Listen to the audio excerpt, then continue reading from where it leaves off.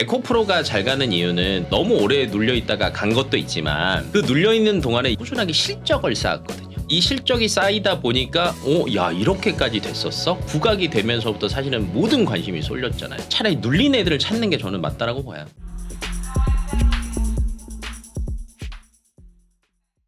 전구체, 네. 네, 그렇죠. 네, 하나씩 뜯어보면서 네. 양파 껍질 까듯이 네, 중요한 네, 게 네, 나온다. 네. 전구체. 그러면 전구체 관련해서는 다시 한번 정리를 하면 뭐 탑픽이 뭐예요? 전구체만 본다라고 네네. 하면 당연히 에코프로죠.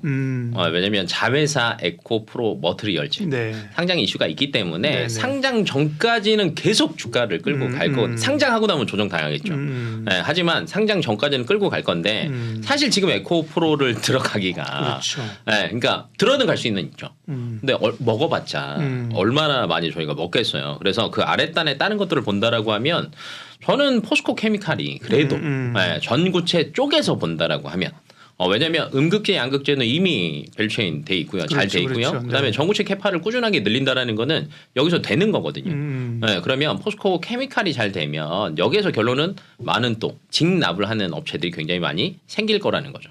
그러니까 LNF가 이슈가 되는 것 중에 하나가 네. LG 엔솔에도 납품을 하지만 테슬라 직납 얘기가 계속 나오잖아요. 그러니까 완성차 업체들에서도 100% 내재화를 할 수는 없겠지만 결론은 원소재 업체들한테서 계속 갔다가 얘네들도 꾸준한 노력을 할 거예요. 네, 그렇다라고 하면 포스코 케미칼 같은 경우에는 그다음에 코스모 신소재나 코스모 화학 같은 경우에는 분명히 수주 소식들이 추가적으로 들릴 거라는 거죠. 그래서 저는 탑픽은 포스코 케미칼입니다. 네. 네. 그러니까 이게 2차 전지는 하나만 딱 하는 게 아니라 막 맞물려 있어요. 엮여 있어요. 그죠? 맞아요. 네, 네. 근데 이제 그게 부각될 때 그 사업을 하고 있느냐 이런 거죠. 포스코 케미칼이 뭐 전구체만 하는 게 아니잖아요. 그죠? 맞아요. 양극재 하다 음극재도 하고 그죠? 다 하죠. 다 하잖아요. 그죠? 네. 전구체도 한다. 한다. 그죠? 네. 네.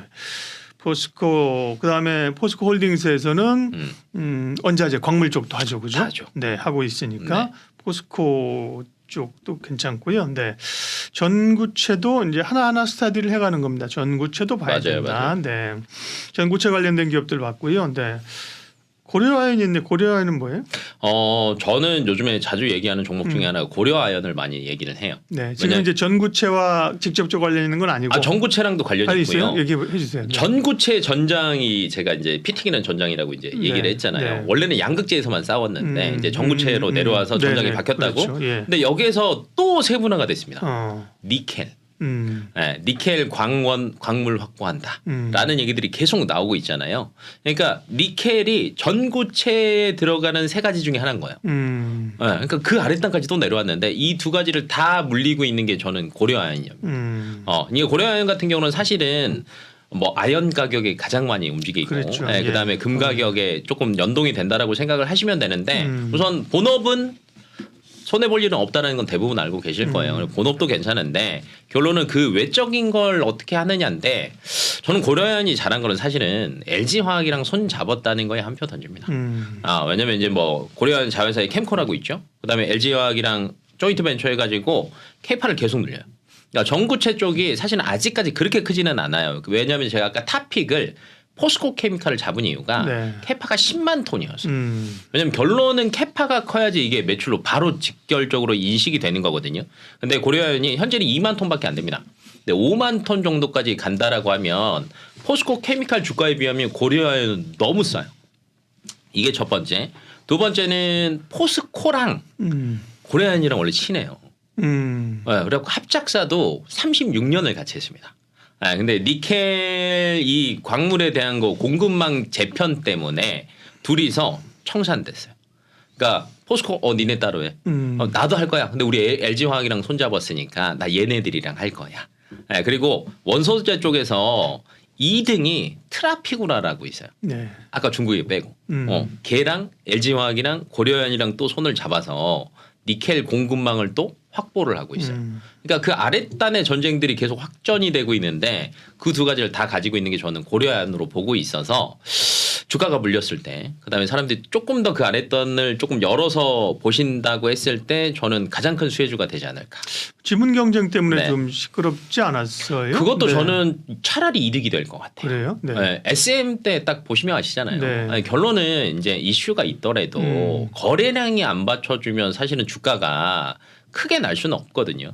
네, 근데 지분 경쟁이 결론 이거예요. 원래 영풍 그룹이 최대 주주인데 창업주 3세가 작년에 이제 취임을 하셨죠. 근데 꾸준하게 얘기가 나온 거는 계열 분리 얘기가 계속 나오거든요. 그러니까 영풍이랑 사실은 고려아연이랑 크게 비슷한 사업을 하는 건 없어요. 아예 독립이라고 보시면 되는데 그러면 결론은 분리 가능성이 계속 나올 때마다 야금야금 지분은 확보를 해야 되고 그다음에 주가가 물려 있을 때 사실은 긁어 모을 거예요. 네. 그런데 갑자기 날기 시작한다라고 해서 이걸 또 못 멈춥니다. 네. 그렇다라고 하면 저는 지분 경쟁을 하는 이슈가 나올 때마다 되려 주가에 플러스가 되지 저는 마이너스가 될 거라고는 생각은 안 합니다. 네. 네. 고려아연은 네. 주가가 지금 많이 빠졌네. 많이 빠졌습니다. 주가에 왜냐하면 기억상 뭐 그 네. 말씀하신 네. LG하고선 잡은 것도 약간 백기사처럼 들어오는 네. 듯하면서 결국은 사업협력을 한다 그렇잖아요. 네, 그 맞습니다. 구도였다 그러면서 네. 이제 고려아연도 2차 전지 관련주로 봐야 된다 그러면서 굉장히 강하게 올랐던 기억만 머릿속에 있거든요. 그쵸. 근데 지금 주가를 딱 보니까 늘렸어요. 야, 한 60만 원 네. 얼마야? 위에서 지금 53만 원대까지 많이 늘렸네요. 많이 늘렸죠. 네. 요때가 기회입니다. 그러니까 이런 게 기회가 될 수 있겠네요. 네. 그죠? 워낙 그동안에 고려아연 또 얘기를 많이 했었습니다. 네. 예, 고려아연은 결국은 그러면 이제 아까 얘기한 것처럼 이제 니켈 네. 니켈 쪽에서 니켈이랑 네. 전구체 둘 다. 니켈이 전구체 들어가는 거라며. 네. 맞습니다. 예. 그러니까 전구체도 이미 하고 있고 예. 니켈도 또 추가적으로 하고 있고. 그러니까 이제 전구체에서 경쟁력을 확보를 하는 거죠. 예, 왜 니켈 공급망을 이미 세팅을 해버리면 네. 싸게 가져오니까 전구체가 싸지는 겁니다. 그러면 납품할 때도 당연히 더 유리한 고지에 올라갈 수밖에 없는 구조인 거죠. 그래갖고 두 가지 다 저는 숟가락을 얹을 수 있는 게 지금 종목들이 사실은 굉장히 많잖아요. 많죠. 결론은 네. 비쌀 때 싸서 수익을 적게 먹는 게 아니라 조금 저렴할 때 사서 수익을 크게 가져가는 게 저는 낫다라고 보니까 더 좋은 기업들도 굉장히 많죠. 캐파도 더 크고 더 네. 좋은 기업들도 많이 있긴 하지만 손이 선뜻 가지는 않으실 거예요. 네. 그렇다라고 하면 그 외적인 걸 딱 본다라고 하면 저는 딱 고려아연이 딱 눈에 들어오더라고요. 네, 그러니까요. 아까 이제 지분과 관련된 이런 게 조금 사람들은 좀 신경 쓰일 거예요. 말씀하신 겁니다. 것처럼 예를 네. 들면 뭐 서로 지분 경쟁에서 막 끌어올리면 좋지만 이게 해결도 순식간에 잘 안 되고 계속 질질 끌거든요. 그러면서 아이고 또 어디가 튀어나올까 이런 것 때문에 눌려 있는 상황인데 뭐 레벨 자체는 사실은 뭐 상당히 그죠? 네. 매력적인 레벨 정도까지 예, 내려왔다라고 예. 보시면 될 것 같고 그러네요. 제가 볼 때는 그러니까 그게 있잖아요. 이슈가 여러 개가 있으면 뭐가 더 세냐거든요. 네, 그러면 지분의 얘네들의 싸워봤자 이것 때문에 원래 주가가 움직이는 종목이 아니기 때문에 네. 요 이슈보다는 얘들도 그거였어? 얘들도 전구체를 했어? 얘들도 니켈을 확보하려고 노력하고 있단 말이야? 라고 하면 저는 되려 더 부각될 것 같아요. 네. 네. 예, 2차 전지 전구체 얘기를 했고요. 또 네. 좀 알고는 있었지만 숨어 있었던 고려아연 얘기를 하셨고요. 네. 결국 난 모르는 건 아니야. 결국 전략의 문제지. 아니 전략입니다. 에코프로가 그런 좋은 자회사를 많이 가지고 있고 그거 몰랐나요? 다 알았잖아요. 맞습니다. 근데 이게 그 기간이 오래 가다가 그죠. 주식은. 소위 오래 눌려 있다가. 네, 뭐 네. 예를 들면 100% 상승한다고 하면 이게 1년 동안 한 달에 10%씩 오르는 게 아니라 맨날 기다가 그죠. 그게 이제 짧은 순간에 네. 팍 튀어오르는 게 주식의 맞습니다. 속성이거든요. 맞습니다. 그걸 기다리기 어려운 거죠, 그죠. 기다리기 어렵죠. 네네. 그래서 사실은 본업도 중요하다라고 저희가 말씀을 드리거든요. 그러니까 고려아연 같은 경우는 뭐 이게 계속 고려아연을 네네. 이제 제가 얘기를 하고 있는데 사실은 주가가 조금 밀렸던 것 중에 하나가 4분기 실적이 아직 1분기 실적은 안 나왔으니까 4분기 실적이 별로 안 좋았어요. 왜냐하면 금속 가격이 많이 떨어졌거든요. 네. 그러다 보니까 실적이 조금 빠그라지다 보니 별로 안 좋나?라고 생각을 했는데 아연은 결론은 똑같습니다. 경기가 회복되는 시그널이 보인다라고 하면 아연 가격도 결론은 같이 가거든요. 근데 아마 1분기 실적 발표가 난다라고 하면 고려아연은 항상 실적주에 들어갔습니다. 네, 그래서 아마 실적주의 위상을 다시 가져올 거고 네. 뭐 실적이 가져왔다가 근데 얘들 이것도 했지 않아? 라는 이슈가 저는 분명히 있을 걸로 봐서 사실은 에코프로가 잘 가는 이유는 너무 오래 눌려있다가 간 것도 있지만 그 눌려있는 동안에 얘는 꾸준하게 실적을 쌓았거든요. 네, 그러니까 이 실적이 쌓이다 보니까 야 이렇게까지 됐었어? 그리고 자회사가 이렇게 매출이 많이 늘었어? 라는 게 이제 딱 부각이 되면서부터 사실은 모든 관심이 쏠렸잖아요. 네, 그래서 그것 때문에 난 것으로 보고 있어서 저는 차라리 눌린 애들을 찾는 게 저는 맞다라고 봐요. 네. 네. 2차 전지 얘기하고 있는데요. 마지막으로 폐배터리 얘기만 좀 여쭤보고 가겠습니다. 폐배터리 어쨌든 이게 단기적으로는 기대감이잖아요. 그죠? 기대감이죠. 네. 물론 네. 성장 이런 거는 가시화되지만 정책 법안 이런 거 기대감이거든요. 네.